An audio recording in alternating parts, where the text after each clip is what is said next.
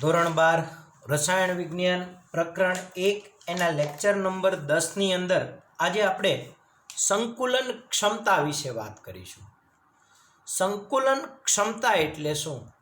તો કણો વડે ભરાયેલા અવકાશના કુલ ટકાને એની સંકુલન ક્ષમતા કહે છે. ટૂંકમાં એકદમ સિમ્પલી વાત કરીએ અને સમજીએ તો માનો કે આ આપણું બોક્સ છે. હવે આ આખું બોક્સ માનો કે આપણે દડીથી ભરી દીધું છે. ઘટકકણને આપણે ગોળા તરીકે વિચારીએ છીએ અને આખું બોક્સ જો આપણે દડીથી ભરી દઈએ તો પણ આપણને ખબર છે, માનો કે આ બોક્સમાં આપણે દડીઓ ભરી દીધી છે, તો માનો કે આખું બોક્સ આપણે દડીથી ભરી દઈએ છીએ તો પણ આ બોક્સનું સંપૂર્ણ કદ આ દડી વડે રોકાયેલું હોતું નથી. તો આ દડી વડે આ બોક્સનું કેટલા ટકા કદ રોકાયેલું છે એને એની સંકુલન ક્ષમતા કહેવાય. આ સંકુલન ક્ષમતા કઈ રીતે શોધાય? તો આપણે પહેલા આ બોક્સથી સમજીએ અને પછી એને આ એકમ કોષ ઉપર આપણે લાવીએ. તો બોક્સ વડે આપણે સમજીએ તો આ બોક્સમાં આ દડી વડે રોકાયેલ સંકુલન ક્ષમતાની વાત કરીએ તો આપણે બે વસ્તુ જોઈશે. એક તો બોક્સનું કદ જોઈ અને બીજું કુલ દડીનું કદ જોઈ. હવે બોક્સનું કદ એ તો આપણને ખબર છે કે લંબાઈ ગુણ્યા પહોળાઈ ગુણ્યા ઊંચાઈ, LBH એટલે આ બોક્સનું કદ થઈ ગયું. માનો કે બોક્સ સમઘન છે તો લંબાઈ ગુણ્યા લંબાઈ એટલે કે L નો ઘન, આટલું બોક્સનું કદ થઈ ગયું. હવે દડી છે એ આપણી ગોળાકાર છે. દડી છે એ આપણી ગોળાકાર છે અને ગોળાકાર દડી હોવાને કારણે એક દડીનું કદ લખવું હોય તો આપણે લખી શકીએ 4/3 πr ઘન. એક દડીનું કદ થાય 4/3 πr ઘન. માનો કે આ બોક્સમાં એવી કુલ n દડી છે. કુલ n દડી છે એટલે દડી વડે રોકાયેલું કુલ કદ બરાબર લખાય n ગુણ્યા 4/3 πr ઘન. તો દડી વડે કુલ કેટલું કદ રોકાણું? તો n ગુણ્યા 4/3 πr ઘન અને બોક્સનું કદ કેટલું હતું? L ઘન. હવે આ બોક્સનું કદ એટલે કે L ઘન જેટલું જો બધું કદ રોકાઈ ગયું હોય તો 100% પેકિંગ ક્ષમતા કહેવાય કે 100% બધું ભરાઈ ગયું. તો આપણે ત્રિરાશિ મૂકીએ કે L ઘન જેટલું કદ રોકાય તો 100% સંકુલન એટલે કે પેકિંગ. ઘણી વખત આ સંકુલનના બદલે અહીંયા પેકિંગ શબ્દ વપરાય છે. તો રોકાણું કેટલું? તો n ગુણ્યા 4/3 πr ઘન જેટલું કદ રોકાય તો કેટલા ટકા પેકિંગ? એટલે n ગુણ્યા 4/3 πr ઘન ગુણ્યા 100% છેદમાં L ઘન. તો આ તમારી સંકુલન ક્ષમતાનું તમને સૂત્ર મળ્યું. સંકુલન ક્ષમતા અથવા પેકિંગ ક્ષમતા.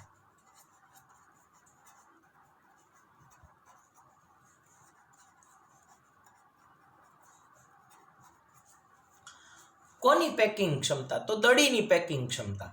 કે આ દડી જે આપણે બોક્સમાં ભરી છે એ દડીનું આ બોક્સમાં કેટલા ટકા પેકિંગ કરવાની ક્ષમતા ધરાવે છે એને એની સંકુલન અથવા પેકિંગ ક્ષમતા તરીકે ઓળખીએ. તો બસ આ જ વસ્તુને આપણે હવે એકમ કોષમાં લાગુ પાડીએ. તો એકમ કોષમાં લાગુ પાડતી વખતે આપણે આ બોક્સના બદલે એકમ કોષ લઈ લઈએ. એકમ કોષ સમઘન વિચારીએ અને એની લંબાઈને આપણે સ્મોલ a લઈએ તો a ગુણ્યા a એટલે એકમ કોષનું કદ a ઘન થઈ ગયું.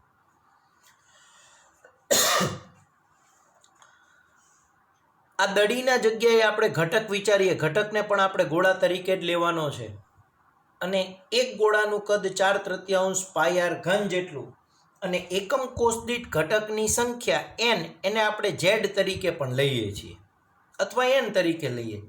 તો ઘટક વડે રોકાયેલું કદ n ગુણ્યા 4/3 પાઈ આર ઘન જેટલું, એટલે કે એકમ કોષના ઘટકની સંખ્યા ગુણ્યા 4/3 પાઈ આર ઘન જેટલું. તો આપણને સંકુલન ક્ષમતાનું સૂત્ર મળશે કે એકમ કોષ દીઠ ઘટકની સંખ્યા ગુણ્યા 4/3 પાઈ આર ઘન ગુણ્યા 100% છેદમાં એકમ કોષનું કદ,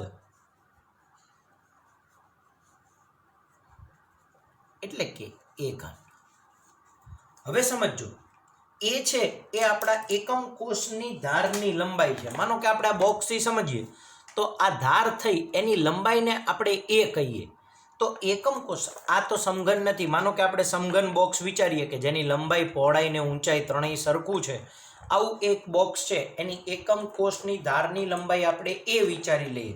તો ધારની લંબાઈ એ. હવે ઘટકની સંખ્યા તો આપણને ખબર છે કે આદિમ એકમ કોષ હશે તો એકમ કોષ દીઠ ઘટકની સંખ્યા, જો આદિમ એકમ કોષ હોય તો એકમ કોષ દીઠ ઘટકની સંખ્યા 1 થાય. અંતઃ કેન્દ્રિત એકમ કોષ હોય તો એકમ કોષ દીઠ ઘટકની સંખ્યા 2 થાય. અને ફલક કેન્દ્રિત એકમ કોષ હોય તો એકમ કોષ દીઠ ઘટકની સંખ્યા 4 થાય. 4/3 પાઈ આર ઘન એમનેમ રહે 100. એકમ કોષનું કદ એ. હવે જો આને આપણે પર્સન્ટેજ જોતા હોય તો એ અને આરનો સંબંધ લેવો પડે. તો આપણે ત્રણેયની અંદર આ એ અને આરનો સંબંધ યાદ રાખવાનો છે અને એની સાપેક્ષે આપણે સંકુલન ક્ષમતાની વાત કરવાની છે. તો આપણે પહેલી સંકુલન ક્ષમતા સાદા સમઘનીય લેટીસ એટલે કે આદિમ એકમ કોષ પ્રકારની રચનામાં સમજીએ તો આદિમ એકમ કોષ રચનામાં પરમાણુ સમઘનના ખૂણા ઉપર ગોઠવાયેલા છે. હવે આપણને ખબર છે કે જ્યારે આ એકમ કોષમાં 8 ઘટક છે એ આ ખૂણા ઉપર હોય ત્યારે એ રચનાને આપણે આદિમ એકમ કોષ પ્રકારની રચના કહીએ છીએ. અને આવી આદિમ એકમ કોષ રચના આપણે 3 ડાયમેન્શનલી આવી જોઈતી, યાદ હોય તો. આ 4 પરમાણુ અને એની ઉપર આ 4 પરમાણુ મૂકીએ એટલે આ 8 ઘટકથી બનતો એકમ કોષ છે ને આદિમ એકમ કોષ કહેવાય. હવે જો અહીંથી આના કેન્દ્રથી આનું કેન્દ્ર, અહીંયાથી આનું કેન્દ્ર, અહીંયાથી આનું કેન્દ્ર.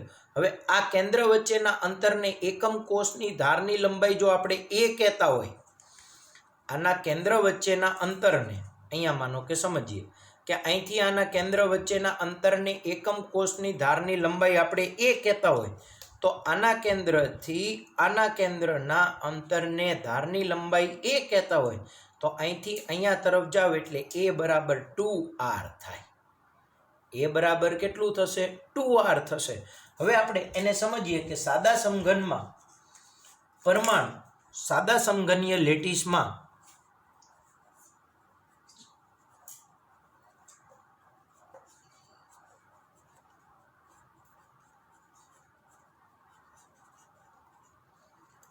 પરમાણુ સમઘનના ખૂણા પર ગોઠવાયેલા હોય છે.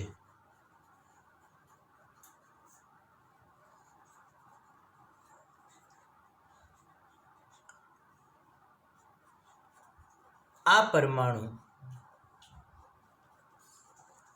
ધાર પર એકબીજાને અડકે છે, એટલે કે અડે છે. આપણે કીધું એમ કે આના પરમાણુથી અહીંયા વિચાર્યું અને આ બે પરમાણુની વાત કરી તો આ બંને પરમાણુ છે એ ધાર ઉપર એકબીજાને અડે છે. તો ધાર ઉપર એકબીજાને અડે છે. આથી હવે જો ધારની લંબાઈ એ લઈએ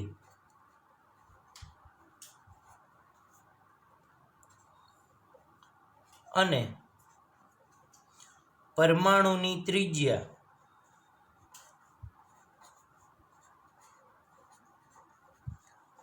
જો r હોય તો a અને r વચ્ચેનો સંબંધ a = 2r થશે.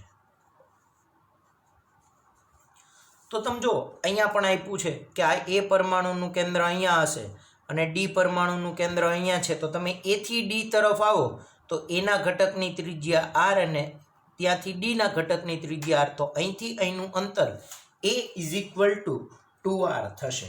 આ આપણે બધાએ ખાસ યાદ રાખીશું. એ ઇઝ ઇક્વલ ટુ 2r થશે. હવે આપણે સીધે જ સીધું સંકુલન ક્ષમતાના સૂત્રની વાત કરીએ અથવા પેકિંગ ક્ષમતાના સૂત્રની વાત કરીએ અને આપણને ખબર છે કે સાદો સમઘનીય લેટીસ એટલે કે આદિમ એકમ કોષ દીઠ એક જ પરમાણુ ધરાવે છે. સાદો સમઘનીય લેટીસ એટલે કે આદિમ એકમ કોષ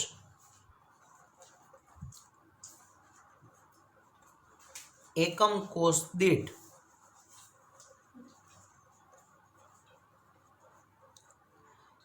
એક પરમાણુ ધરાવે છે.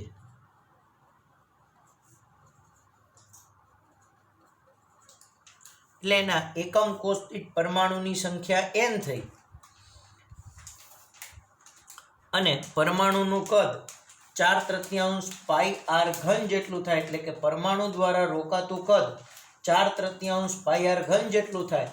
એટલે સંકુલન ક્ષમતા માટે આપણે લખીએ કે સંકુલન ક્ષમતા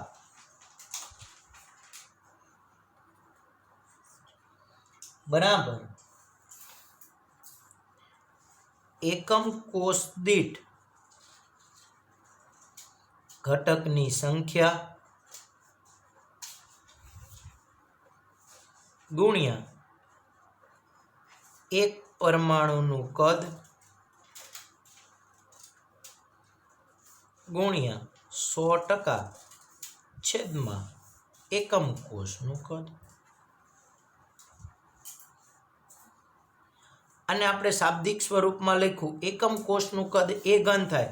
હવે ઘટકની સંખ્યા આપણે 1 લઈએ, એક પરમાણુનું કદ એટલે 4/3 પાઈ આર ઘન જેટલું ગુણ્યા 100% છેદમાં એકમ કોષનું કદ એ ઘન અને એ બરાબર 2r લખો એટલે 2r આખા કૌંસનો ઘન થાય.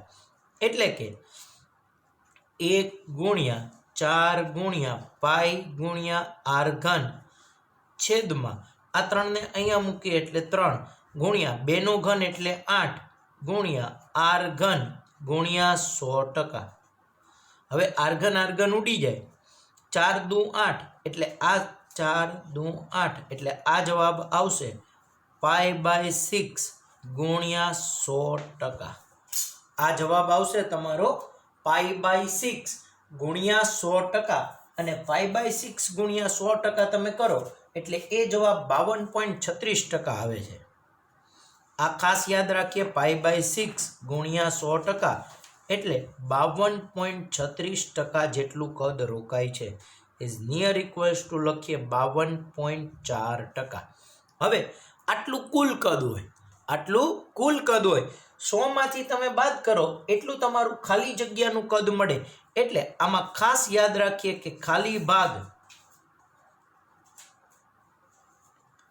અથવા છિદ્રનું કદ બરાબર આને તમે 100 માંથી બાદ કરો એટલે જવાબ આવશે આપણો 47.6%.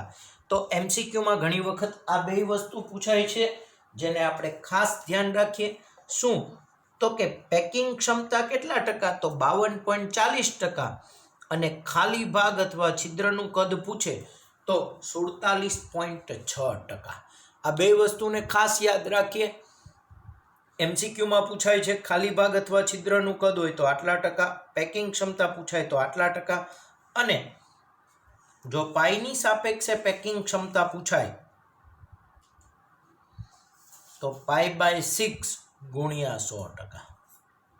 જોકે આ ત્રણેય પેકિંગ ક્ષમતા પૂરી થાય પછી હું તમને આનું એક કોષ્ટક બનાવડાવીશ અને એના ઉપરથી તમે ઇઝીલી લખી શકશો. તો આ થયું તમારું π/6 ગુણ્યા 100%. કયા એકમ કોષમાં, તો સાદા સમઘનીય એકમ કોષ અથવા તો એને આદિમ એકમ કોષ પ્રકારની રચના કહીએ છીએ. હવે આવીને આવી બીજી રચના આપણને HCP અથવા CCP રચનામાં સંકુલન ક્ષમતાની વાત કરી છે. હવે HCP અથવા CCP રચનાની સંકુલન ક્ષમતાને સમજીએ તો આપણી ટેક્સ્ટબુકના પેજ નંબર 20 ઉપર આપણને એ HCP અથવા CCP રચનાની એક આકૃતિ પણ આપેલ છે. HCP અથવા તો CCP રચનામાં એકમ કોષની વાત કરીએ અને એને સમજીએ તો અહીંયા હું એક આ આકૃતિ છે એને કાપી નાખું અને અહીંયા લગાવી દઉં, મારે લખવી ન પડે એટલે. તો આપણે બીજી રચના ભણીએ HCP અથવા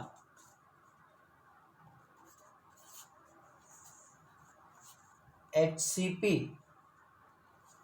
અને CCP અથવા ઘણી વખત FCC પણ આને લખાય છે. FCC રચનામાં સંકુલન ક્ષમતા.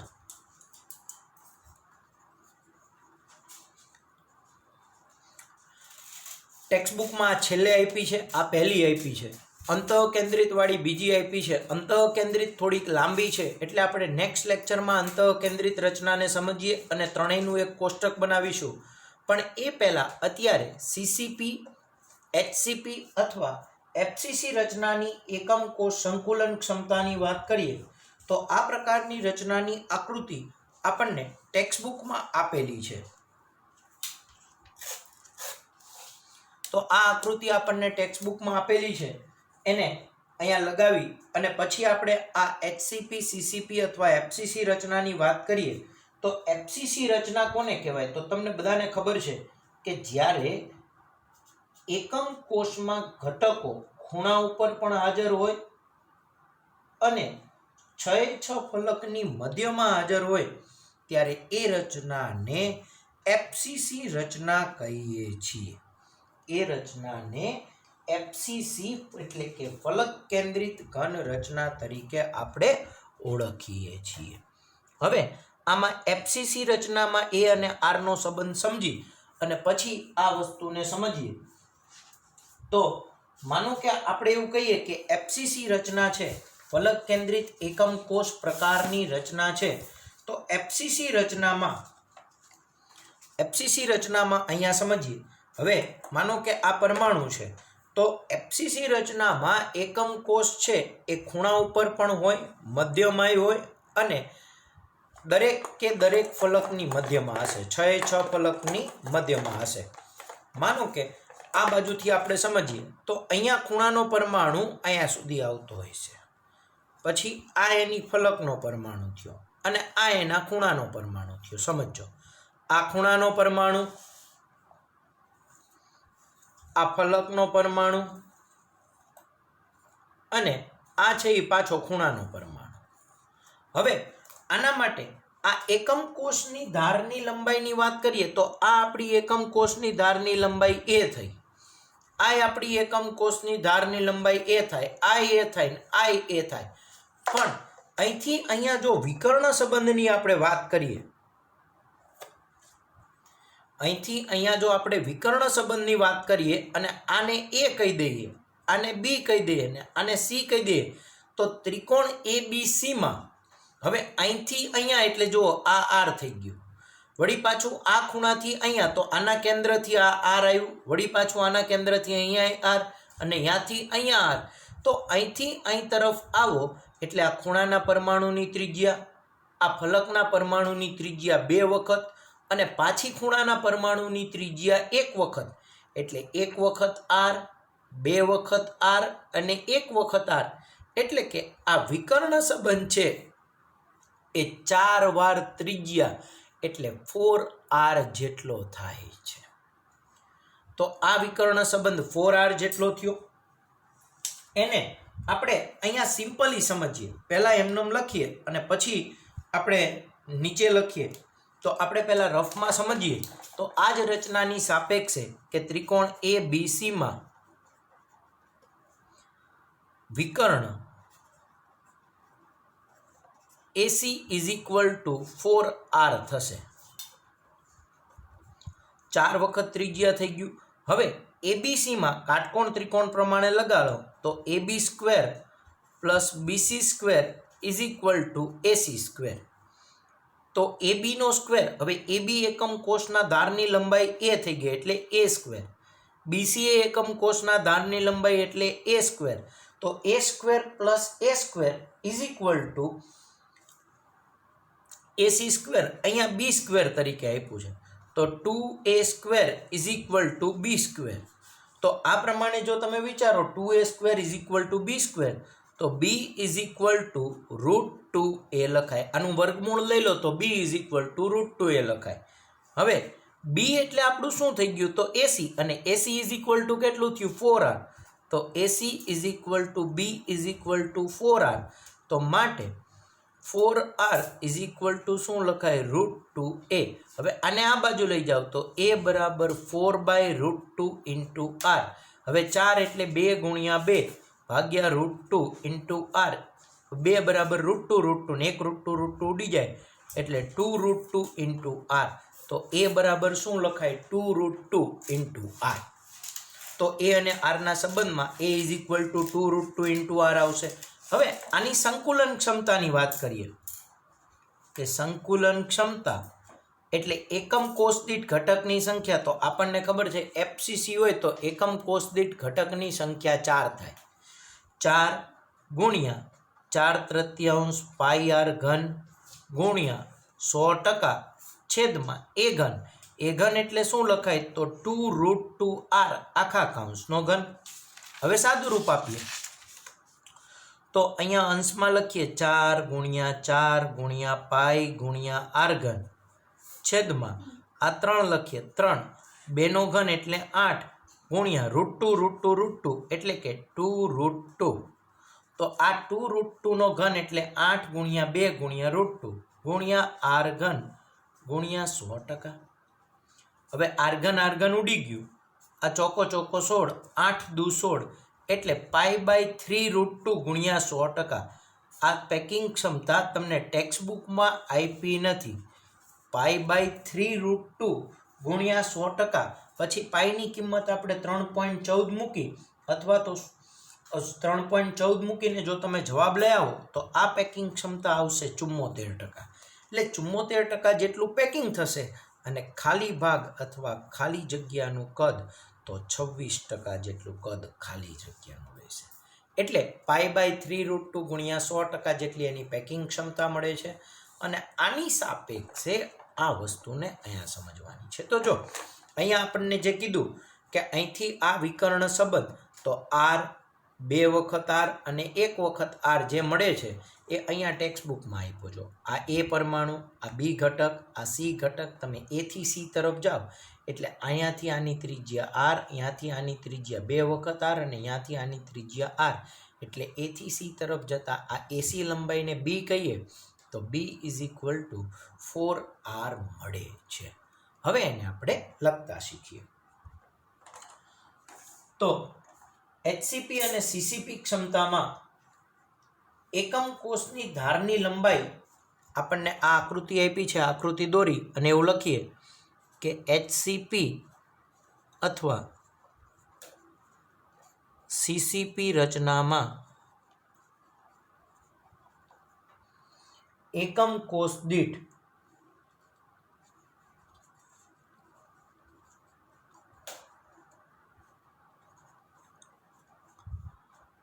ઘટકની સંખ્યા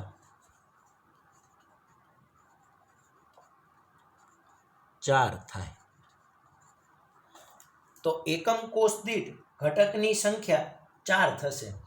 હવે આકૃતિમાં દર્શાવ્યા પ્રમાણે એકમ કોષની ધારની લંબાઈ એ વિચારીએ. હવે આપણે એવું વિચારીએ કે એકમ કોષની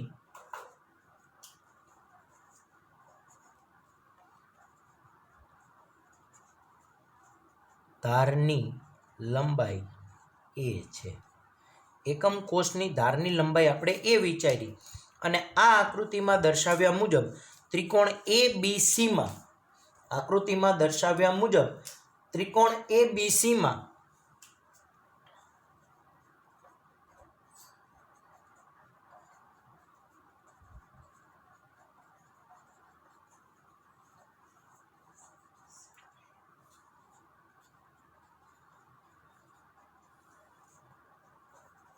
વિકર્ણ એસી થાય. ત્રિકોણ ABCમાં વિકર્ણ એસી થશે અને એસી બરાબર ધારો કે બી છે, કે એસી બરાબર બી લેતા, એસી બરાબર બી લેતા હવે માટે કાટકોણ ત્રિકોણ ABCમાં એવું લખાય કે AB square plus BC square is equal two AC square. તો AB આપણી એકમ કોષની ધારની લંબાઈ a માટે a વર્ગ વત્તા a વર્ગ બરાબર b વર્ગ લખાય. BC એકમ કોષની ધારની લંબાઈ a માટે 2a square is equal two b square માટે b is equal two √2a થાય. b is equal two √2a થાય. અને ગોળાની ત્રિજ્યા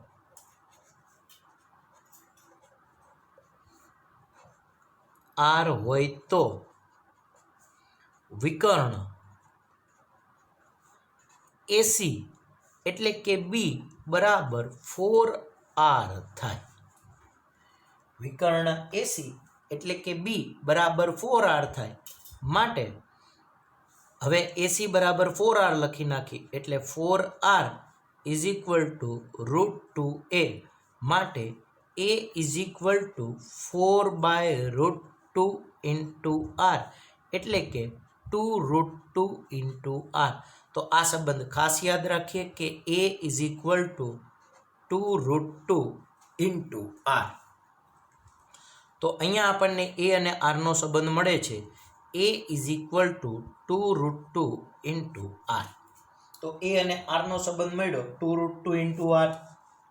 આપણને ખબર છે કે HCP અથવા CCP રચનામાં એકમ કોષ દીઠ પરમાણુની સંખ્યા 4 થાય અને એના દ્વારા રોકાયેલું કદ 4 × 4/3 ઘન થાય. માટે હવે સીધું જ સંકુલન ક્ષમતાનું સૂત્ર લખીએ કે સંકુલન ક્ષમતા બરાબર એકમ કોષમાં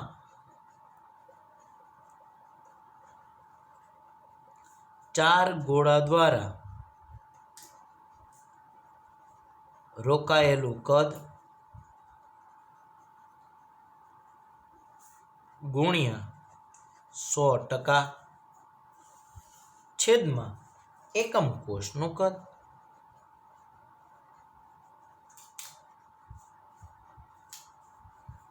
હવે 4 ગોળા દ્વારા રોકાયેલું કદ એટલે શું લખાય? તો 4 × 4/3 πr ઘન ગુણ્યા 100% છેદમાં એકમ કોષનું કદ એટલે કે a ઘન અને a બરાબર 2√2 ઇન્ટુ r એટલે કે 2√2r આખા કૌંસનો ઘન. આનું સ્વરૂપ આપીએ એટલે 4 × 4 × π ગુણ્યા r ઘન છેદમાં આ 3 લખીએ, 2 નો ઘન 8 લખીએ ગુણ્યા √2 નો ઘન એટલે 2√2 ગુણ્યા r ઘન ગુણ્યા 100%. હવે r ઘન કેન્સલ થાય, આ ચોકો 16, 8 દુ 16 કેન્સલ થાય એટલે આ બધાનો જવાબ આવશે π/3√2 ગુણ્યા 100%. આ પેકિંગ ક્ષમતાને ખાસ યાદ રાખીએ. પાઈની સાપેક્ષની આ પેકિંગ ક્ષમતા ઘણી બધી વખત આપણને MCQ સંદર્ભે બહુ જ ઉપયોગી હોય છે. MCQમાં આપણને પૂછાય છે કે CCP ગોળાનું પેકિંગ ક્ષમતા જણાવો. હવે પેકિંગ ક્ષમતા જો પર્સન્ટેજની એક જ યાદ રાખી હોય તો આપણને નીચે જવાબમાં પર્સન્ટેજની પેકિંગ ક્ષમતાની જગ્યાએ આ પાઈની પેકિંગ ક્ષમતા આપેલી હોય છે. અને આને જ્યારે તમે પર્સન્ટેજમાં ફેરવો એટલે પર્સન્ટેજમાં થઈ જાય છે 74%. તો પર્સન્ટેજની પેકિંગ ક્ષમતા 74% થાય. અને ખાલી ભાગનું કદ, ખાલી ભાગ અથવા છિદ્રનું કદ હવે 74% પેકિંગ થઈ ગયું એટલે ખાલી ભાગ કેટલા રહેશે? 26%. તો એવું કહેવા માંગે છે કે જો તમે આદિમ એકમ કોષ પ્રકારની રચના જ કરો જો આપણે આદિમ એકમ કોષ પ્રકારની જ રચના કરીએ, ઓલી 3 ડાયમેન્શનલી, એક ઉપર એક, એક ઉપર એક, એક ઉપર એક, આ રીતે માનો કે પરમાણુને મૂકતા જઈએ, આ 4 ને એની ઉપર આ 4 ને એના જેવા ને જેવા અહીંયા બીજા,